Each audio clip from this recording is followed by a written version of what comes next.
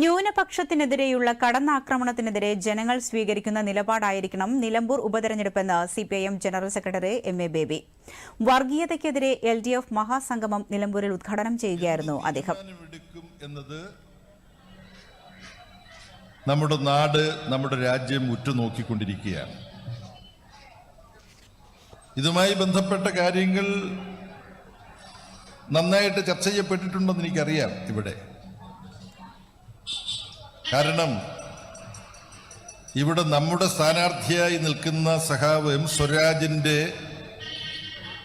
ഒരു സവിശേഷത ആർക്കും